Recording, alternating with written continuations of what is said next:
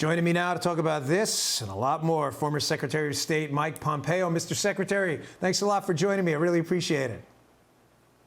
Dan, it's great to be with you. Thanks for having me on the show. Oh, it's an honor. Sir, listen, as someone who's headed the CIA, who's been in Congress and also been the Secretary of State, nobody's seen this from your vantage point. The Russians have figured out that this asymmetric warfare, it's really cheap, sir. All they got to do is get a little bit of ransomware, and look what they can do, cause billions of dollars in damage to our economy. Do you think that we should start developing some capabilities here for maybe some striking back capacity to send a message to them? Because this will never end. They can bankrupt us doing this.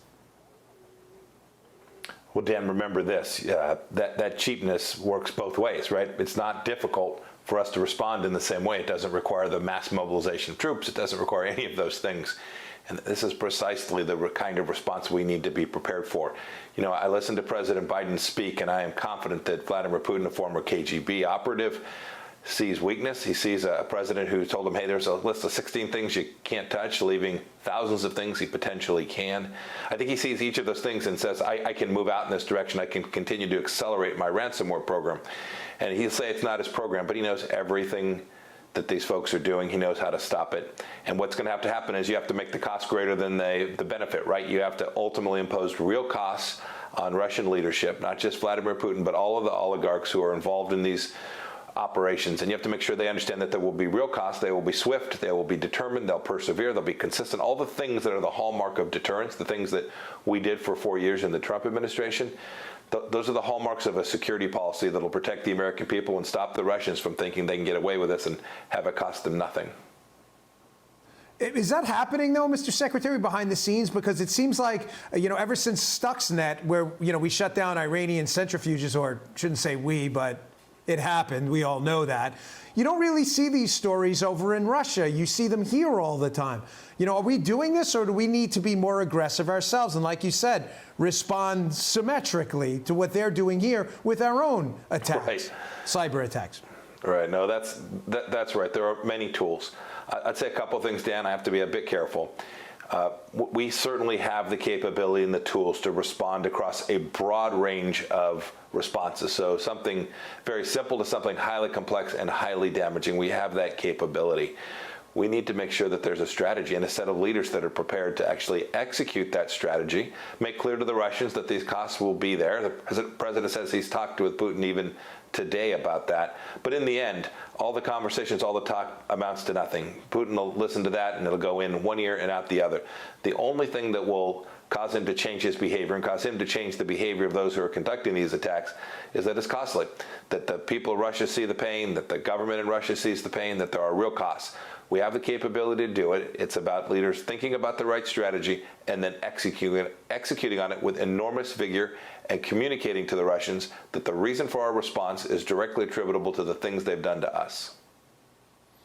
Mr. Secretary, like yourself, I'm sure I'm very concerned about China. We had this quote from Xi Jinping recently calling China a historical inevitability, saying that they will no longer be bullied, oppressed, or subjugated, and claiming they will have heads bashed bloody against the Great Wall of Steel forged by over 1.4 billion Chinese people. They used to have, Mr. Secretary, this line, hide your power, bide your time. That doesn't seem to be the case anymore. I read a story also in the Wall Street Journal this week of new ground-based nuclear missile silos, clearly indicating they may be looking for first strike capability in the nuclear realm.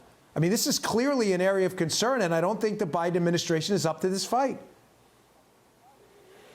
This is America's most serious business, Dan. This is the single thing that is a true threat to the United States and our republic. Not only because they're a big country with real capabilities, but because, as you've seen with General Secretary Xi Jinping, a real intent. It's kind of funny. It's laughable, indeed, to hear him talk about being oppressed.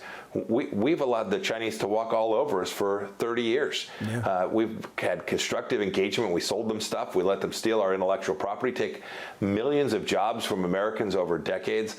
No, they weren't oppressed. They were indeed running rampant across the world and dominating international organizations.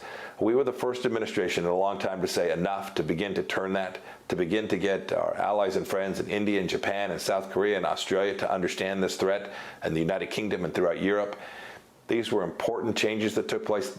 This administration and the next one, whether it's Republican or Democrat, has to take this challenge seriously and has to begin to be truly cost-imposing on Xi Jinping so that the Chinese people can ultimately get a leader that isn't going to lead them down this path, which will ultimately lead to a really bad outcome. I am confident America will prevail in this, but it's going to take real American leadership.